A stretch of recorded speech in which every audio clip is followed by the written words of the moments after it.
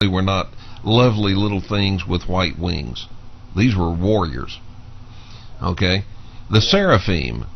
Now, the translation of the word seraphim means the flaming ones.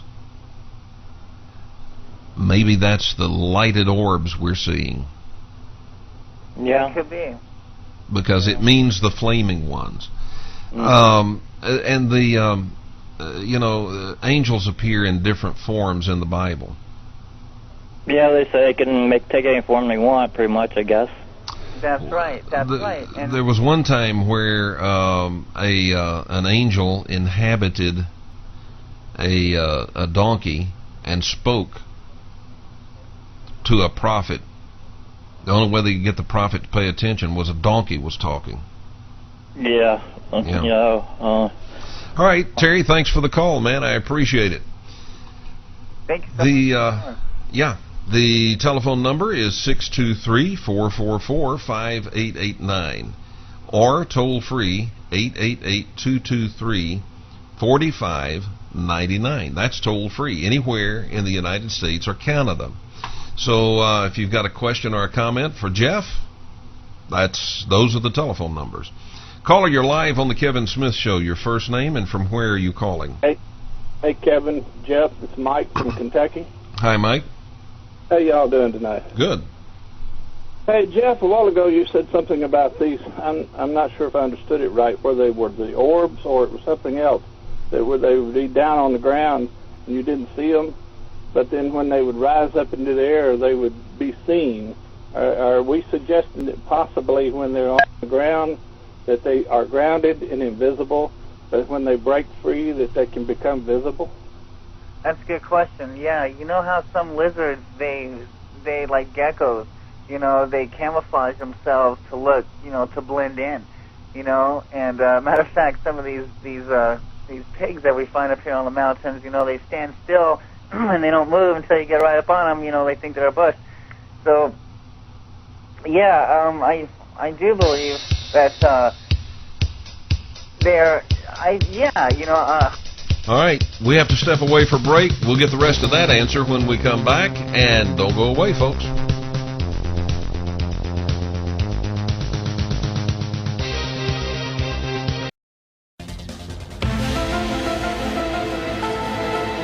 The truth is out there, in the sky above the valley. The camera work is shaky, but Jeremy Fox says what he caught on camera this morning in Mesa is not of this world. The fleet, it's like an armada of ships, and there's multiple ships. There were the infamous Phoenix lights of '97, similar lights in '08, then this object last week, and this morning. So why Phoenix? I believe the mountains around the Valley of the Sun harnesses this energy for these UFOs. But Space Data Corporation of Chandler has another explanation. Every week they send up weather balloons. Jeff Woolwine caught similar objects on camera last month. He says there's no way they're balloons. I don't think that this is some kind of man-made creation. We are being visited here in the valley. There is something here.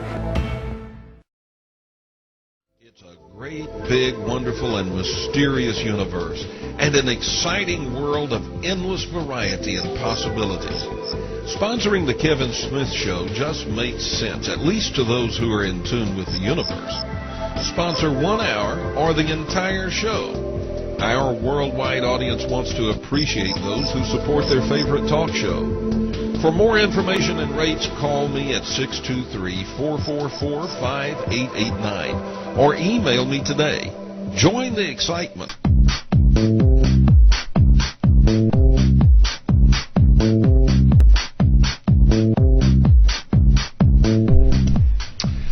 Welcome back to the Kevin Smith Show, and we have, I hope, Mike still with us. You still with us? Yes, I'm still here. All right, and we have Jeff Woolwine. Jeff, you were answering a question, and we had to cut you off. So can these things turn invisible when they're on the ground? Oh, yeah, I believe they can. And one of Jaime Maussan's Skywatcher out there in Mexico, now what he did something very ingenious. He attached 2 cameras onto one tripod. One was on infrared, and then one was on regular. And he pointed it up into the sky.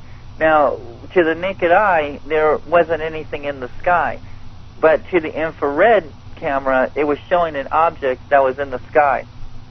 So, yes, I do believe that they're able to, let's say, cloak themselves, camouflage themselves, look like anything they want just to blend in. You know, that they could even possibly look like a cloud. But also, I mean, now, I wouldn't have believed it unless I've seen it for myself, and I videotaped it and stuff, you know. So, I mean, what we're dealing with here is something much, much greater, much higher than us. I mean, so what I'm about to say, it's not going to click with most people, but what I have seen is these actually absorb themselves into the ground, okay?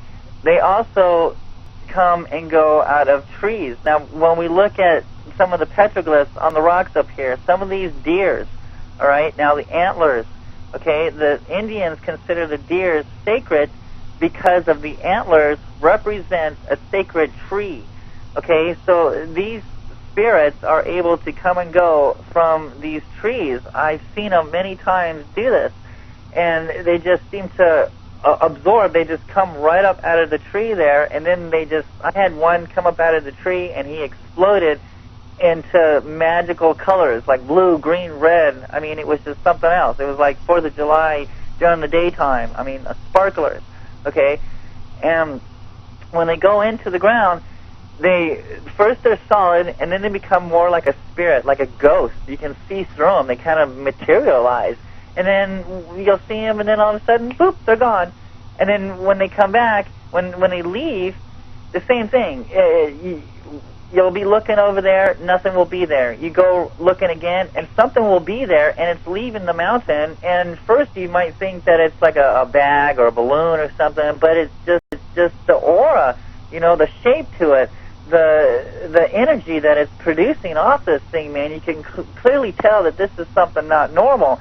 And as it ascends into the sky, it does look like a ghost, it does look like a spirit, and then as it gets higher, it starts to take more shape and become more solid. Okay? Mm-hmm. All right, Mike, does that answer your question? Well, it appears then that, well, I've got one more comment and then one question, and that is that it appears these things are changing frequency and thus being able to mix with either the mountain or the tree or whatever. Sure. And wouldn't we say that in Moses seeing the burning bush on the top of the mount would have been basically the same thing? You know, hey, that's great. That's awesome. You know, you might have nailed it on the head there. Yeah, that's my opinion too. I really think that this burning bush was possibly a light in this bush, you know, like the Phoenix Lights. You know, it could have been, you know, a fire, what they you know, describe it as, but I believe that it was one of these, you know, creatures. Yes, because it clearly says that it helped them. A pillar of cloud by day and a pillar of cloud by night. Now, when that pillar of cloud stopped, they followed that thing, man, and when it stopped, they pitched camp. And sometimes that object wouldn't leave that sky for a year. And then when it started moving, that's when the Israelites knew it was time to move on. So clearly, something was in the sky that they were following. It's in the book of Numbers. It's all over the Bible there. Yeah. Mike, thanks for the call. 623-444-5889 or toll free 888-223-4599. You know, I showed a few pictures on our TV channel about the Hohokam, their buildings and so forth. There's not a lot of that left, folks. There's not a lot of it left around here. For one thing, most of their structures were adobe. Now, adobe is basically, a simplified explanation is you build a structure with some timbers, some trees. You just build the framework, and then you overlay it with a bunch of scrub brush and grass, and then you overlay that with clay. Okay, so